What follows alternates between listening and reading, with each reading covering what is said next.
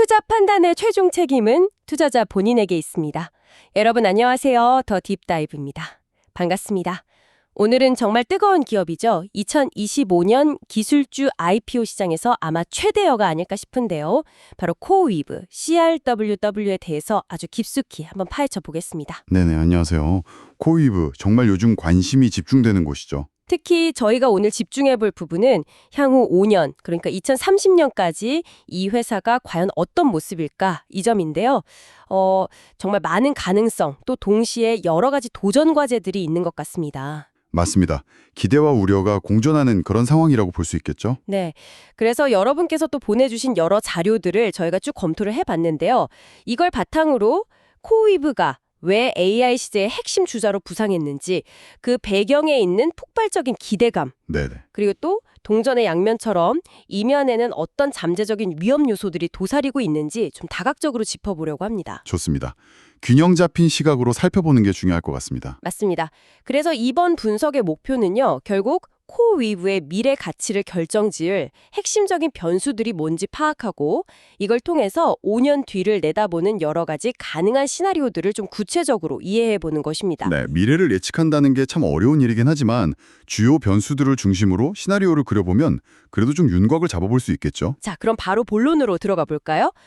코웨이브를 딱 한마디로 정의한다면 역시 AI 하이퍼스케일러라는 표현일 텐데요. 네, 스스로도 그렇게 부르고 있죠? 이게 기존의 클라우드 강자들을 아마존의 AWS나 마이크로소프트 애저, 구글 클라우드 이런 곳들하고는 좀 결이 다르다는 의미잖아요. 그렇죠.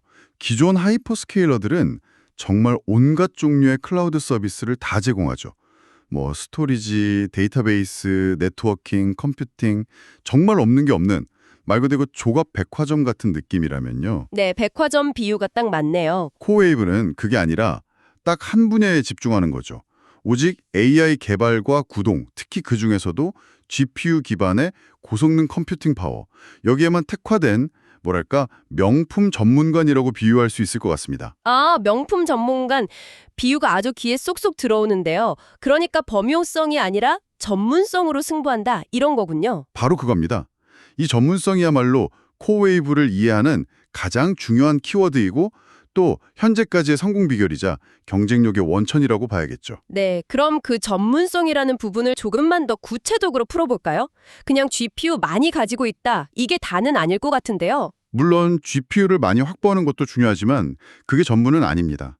핵심은 뭐냐면 AI 워크로드, 특히나 요즘 많이 이야기하는 생성형 AI 모델 훈련이라든지 아니면 대규모 과학 시뮬레이션 같이 어마어마한 병렬 연산 능력이 필수적인 작업들이 있잖아요. 네, 그렇죠. 어마어마하게 필요하죠. 바로 그런 작업들에 가장 최적화된 인프라 환경을 제공한다는 겁니다.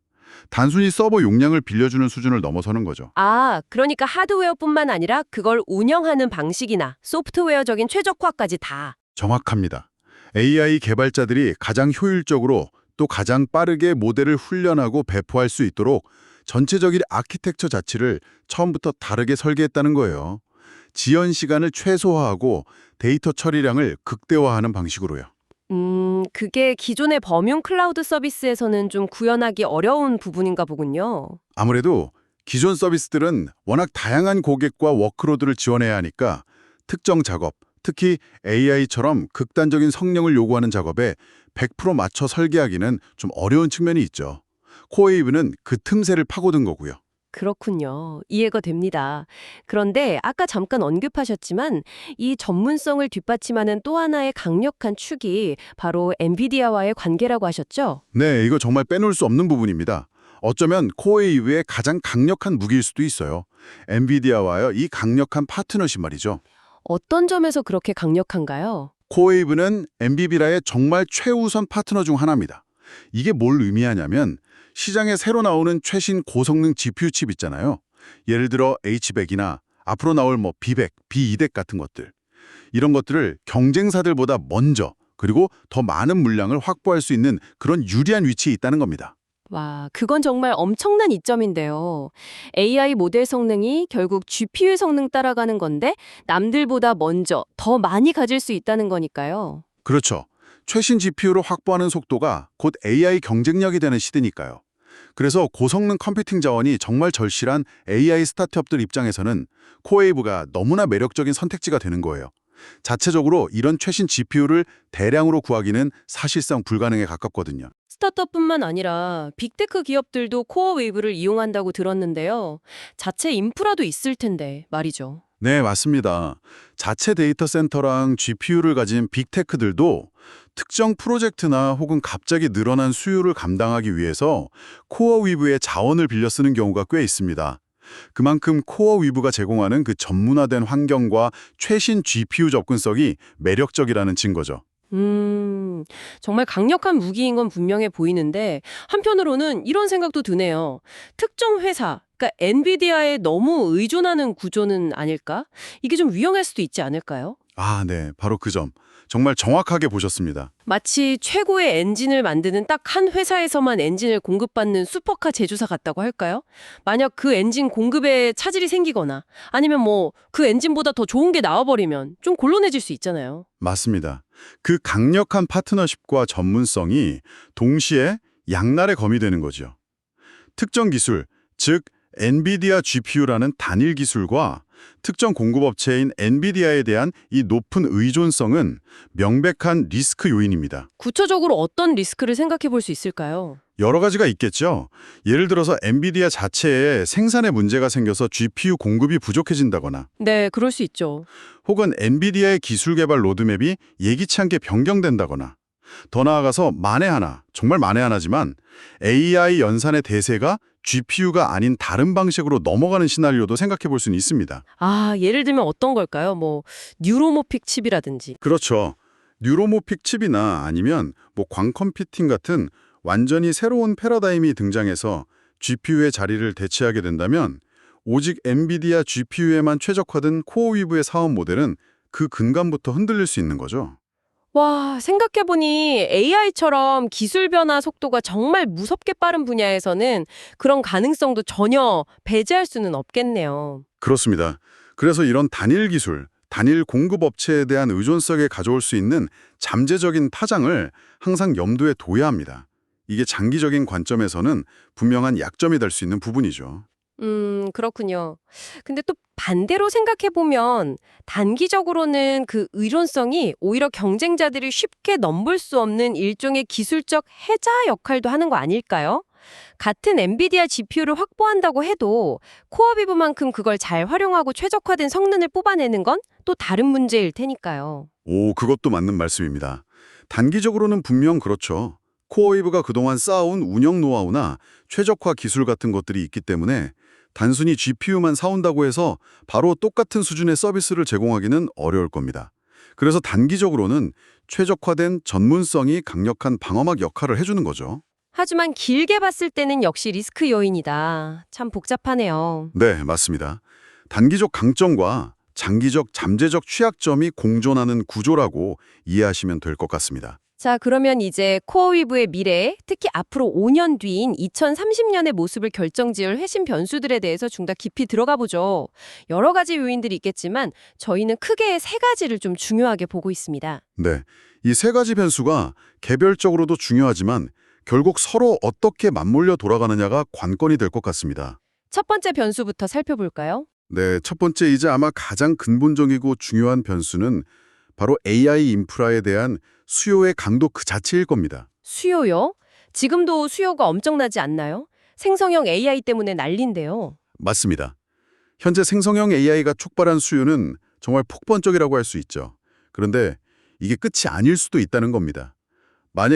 만약에 AI 기술이 여기서 한 단계 더 도약해서 우리가 영화에서나 보던 그런 수준이 있잖아요. 인간이랑 거의 비슷하게 생각하고 학습하는 범용 인공지능 AGI, Artificial General Intelligence, 의 초기 버전이라도 등장을 한다거나 와, AGI요? 혹은 그 정도까진 아니더라도 스스로 목표를 설정하고 복잡한 작업을 자율적으로 수행하는 에이전트 AI 같은 것들이 산업 전반에 아주 광범위하게 상용화된다고 한번 상상해 보세요. 상상만 해도 뭔가 큰 번화가 있을 것 같은데요. 그렇게 되면 AI 모델을 훈련하고 또 그걸 실제로 운영하는 데 필요한 컴퓨팅 파워의 양은 지금 우리가 예상하는 수준을 훨씬 뛰어넘어서 정말 기하급수적으로 증가할 가능성이 높습니다. 와, 그럼 코어웨이브 같은 회사 입장에서는 이건 뭐 정말 엄청난 기회가 열리는 거겠네요. 그렇죠. 상상하기 어려울 정도의 시장 확대가 이루어질 수 있는 거죠. 만약 그런 세상이 온다면요. 듣기만 해도 정말 흥미로운데요.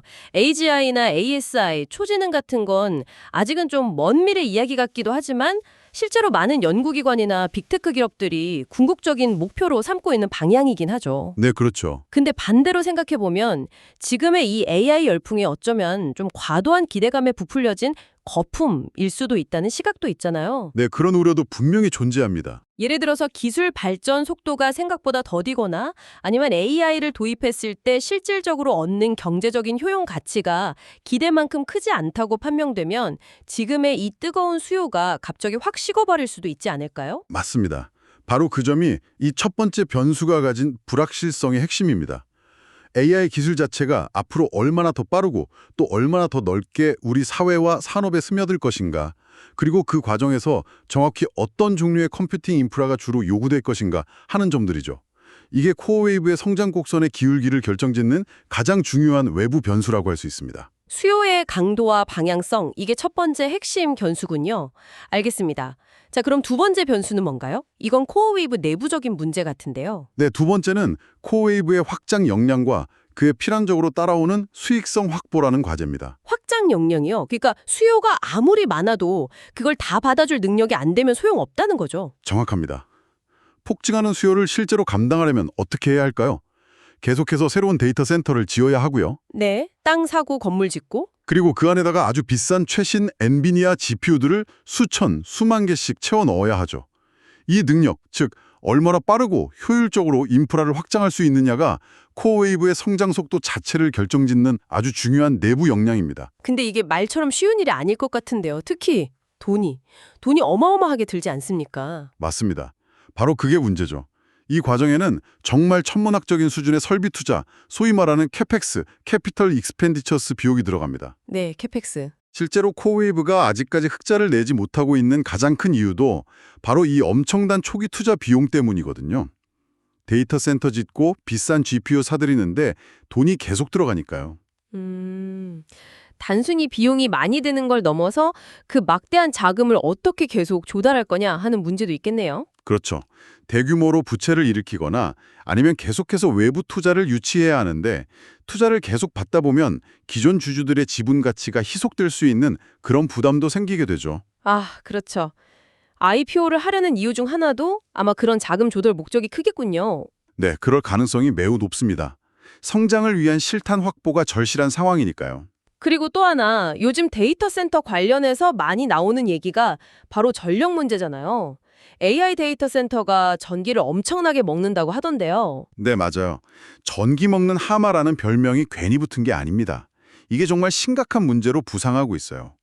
단순히 데이터 센터 건물 짓고 서버만 갖다 놓는다고 끝나는 게 아니라는 거죠. 네. 그 막대한 전력을 안정적으로 끌어올 수 있는 전력망 확보가 필수적입니다. 근데 이게 생각보다 쉽지가 않아요. 특히 특정 지역에 데이터 센터가 몰리면서 이미 전력 부족 현상이 나타나고 있고 이게 데이터 센터 추가 증설의 발목을 잡는 그런 제약 조건이 되고 있습니다. 와, 그럼 부지 선정부터 전력 수급 계획까지 고려해야 할 게 정말 한두 가지가 아니네요. 그렇습니다.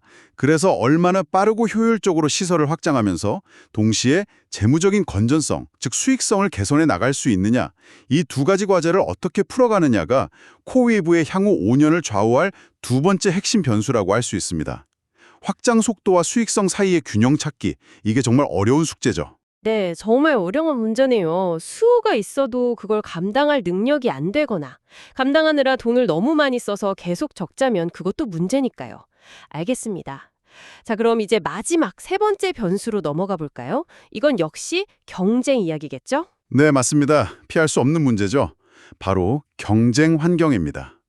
코어웨이브가 아무리 기술력이 뛰어나고 전문성을 갖췄다고 해도 결국에는 누구랑 경쟁해야 하냐면요. 바로 그 공용들, 아마존 웹 서비스, AWS, 마이크로소프트 애주어, 구글 클라우드, GCP 이런 회사들이죠. 그렇죠.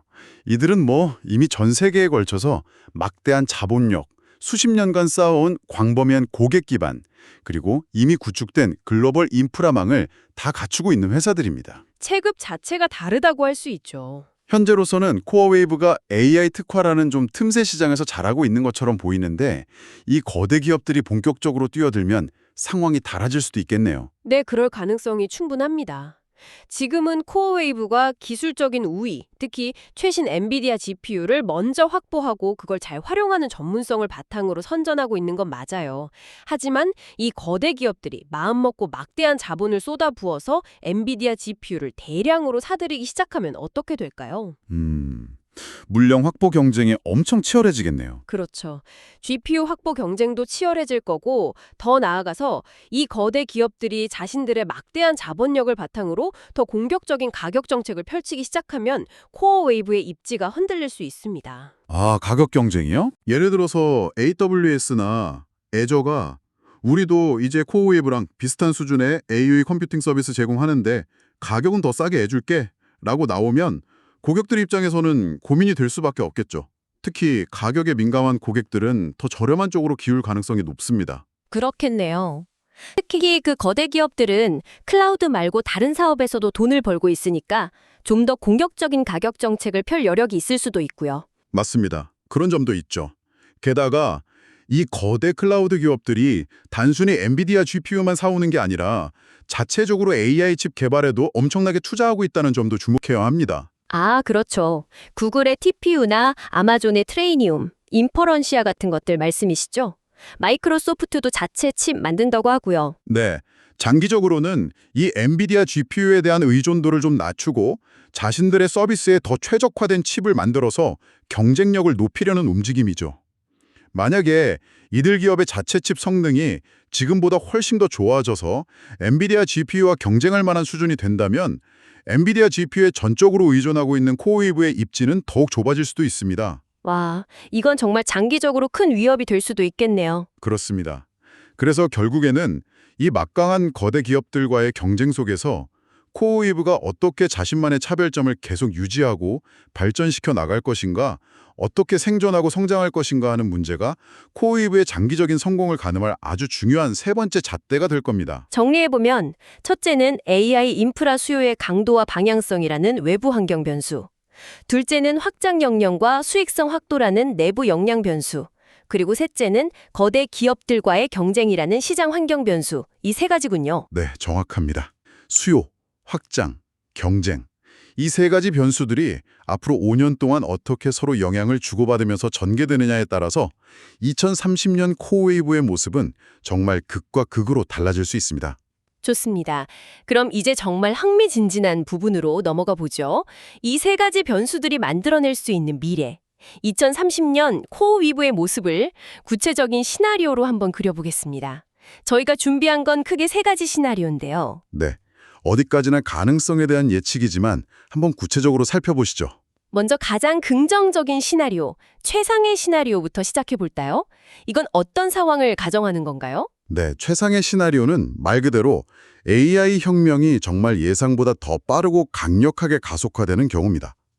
앞서 잠깐 언급했던 것처럼 HI의 아주 초기 버전이라도 등장을 한다거나 아니면 인간의 개입 없이 복잡한 작업을 스스로 처리하는 에이전트 AI가 정말 산업 전반에 걸쳐서 아주 광범위하게 상용화되는 그런 세상을 가정하는 거죠. 와, 정말 영화 같은 세상이네요. 그렇게 되면 AI 모델을 훈련하고 또 실시간으로 운영하는 데 필요한 인프라 수요는 지금과는 정말 비교가 안 될 정도로 폭발적으로 증가할 겁니다. 뭐랄까, 인터넷 초창기에 웹사이트가 폭발적으로 늘어나면서 서버 수요가 급증했던 것 이상일 수도 있어요. 그 정도인가요? 네, 그럴 가능성도 있다는 거죠. 이 시나리오 하에서는 일부 분석가들은 코어웨이브의 2030년 연간 매출이 무려 2천억 달러를 돌파할 수도 있다고 예측하기도 합니다. 2천억 달러요? 와, 지금이랑 비교하면 정말 엄청난 숫자인데요. 그렇죠.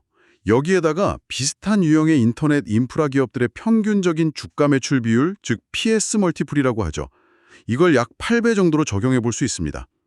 참고로 이 PS 비율은 코어웨이브처럼 아직 이익은 못 내지만 매출 성장이 아주 가파른 기술 기업들의 가치를 평가할 때 자주 사용되는 지표인데요. 네네. 이 PS 8배를 2천억 달러 매출에 적용하면 코어웨이브의 예상 시가총액은 무려 1조 6천억 달러에 달할 수 있다는 계산이 나옵니다. 1조 6천억 달러. 잠깐만요. 지금 애플이나 마이크로소프트 시총이 얼마죠? 그 정도 급이 된다는 건가요? 뭐 현재 기준으로 그 정도는 아니지만 현재 거론되는 코이브의 기업 가치 대비로는 약 23배 정도 상승하는 어마어마한 규모인 건 맞습니다. 23배. 와, 정말 말 그대로 대박 시나리오네요. 그렇죠. 만약 이 정도 규모와 기술력을 갖춘 회사로 성장한다면 단순히 자체 성장만 하는 게 아니라 기존의 거대 클라우드 기업들, 예를 들어 AWS나 애지어, 구글 클라우드 같은 곳들에게는 정말 탐나는 인수합병, M&A, 대상이 될 가능성도 매우 높아집니다. 아, 그렇죠. 자신들의 AI 역량을 단숨에 최고 수준으로 끌어올릴 수 있는 가장 빠르고 확실한 방법이 바로 코이브를 인수하는 거겠네요. 바로 그렇습니다. M&A 시장에서도 엄청난 핫딜이 될 수 있는 거죠.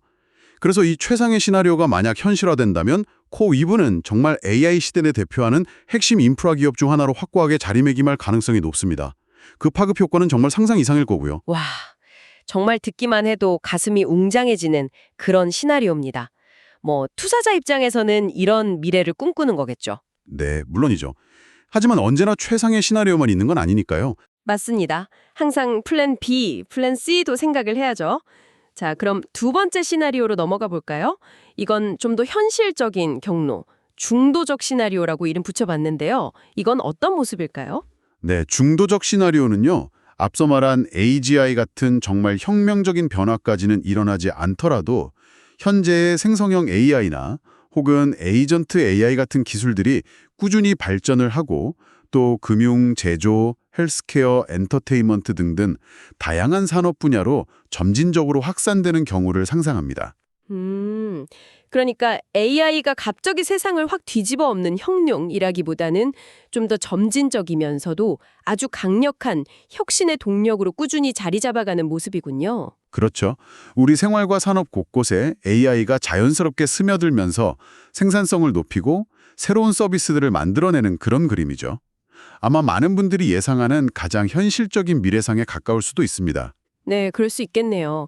자, 그러면 이 중도적 시나리오 하에서 코웨이브의 성장은 어느 정도로 예상해 볼 수 있을까요? 아까 최상의 시나리오에서는 매출 2천억 달러, 시총 1.6조 달러였는데요. 네, 중도적 시나리오에서는 그 정도까지는 아니지만 여전히 상당한 성장을 예측합니다. 현재 월스트리트 애널리스트들이 예상하는 코웨이브의 2025년 매출 컨센서스가 있는데요. 그것과 비교해서 2030년까지 약 12배 정도 성장한다고 가정해 볼 수 있습니다. 12배요? 5년 동안 12배 성장. 이것도 엄청난 건데요. 네, 그렇죠. 연평균 성장률로 따지면 상당한 수치입니다. 이렇게 계산하면 2030년의 연간 매출은 대략 600억 달러 정도가 됩니다. 600억 달러. 아까 추상의 시나리오의 2천억 달러보다는 작지만 이것도 절대 작은 규모는 아니네요. 네, 절대 작지 않죠. 여기에 아까 사용했던 PS 멀티플 8배를 동일하게 적용해 보면 예상되는 시가총액은 약 4,800억 달러 수준으로 추정해 볼 수 있습니다. 4,800억 달러? 이것도 현재 거론되는 가치 평가액 대비로는 약 7배 정도 상승하는 거네요. 네, 그렇습니다. 현재 주가 수준이나 예상 IPO 가치 대비 약 7배 정도의 상승 여력이 있다는 의미로 해석할 수 있습니다. 와, 중도적 시나리오만 따라가도 5년 안에 7배 성장이라 이것만 해도 시장 평균 수익률을 훨씬 뛰어넘는 엄청난 잠재력인데요. 맞습니다. 그래서 이 시나리오가 어쩌면 가장 실현 가능성이 높으면서도 여전히 투자자들에게 매우 매력적인 성장 스토리를 제공하는 경우일 수 있습니다. 혁명적인 도약은 아니지만 AI라는 거대한 파도 위에서 견고하게 성장해 나가는 모습을 보여주는 거죠. 그렇군요.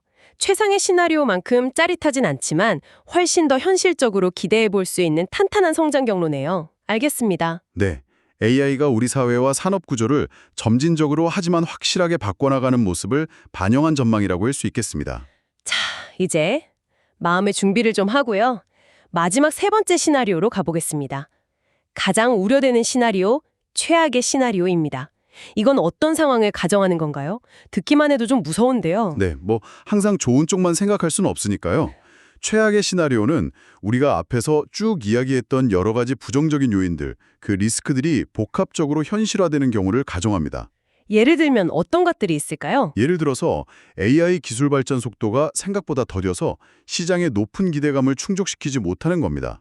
그러면서 AI 거품론 같은 게 다시 수면 위로 떠오르고 관련 기업들에 대한 투자 심리가 급격하게 위축되는 상황이죠. 아, 마치 2000년대 초반 닷컴 버블 붕괴 때처럼요. 네, 뭐 그 정도까지는 아니더라도 비슷한 맥락으로 AI 분야 전반에 대한 회의론이 확산될 수 있다는 거죠.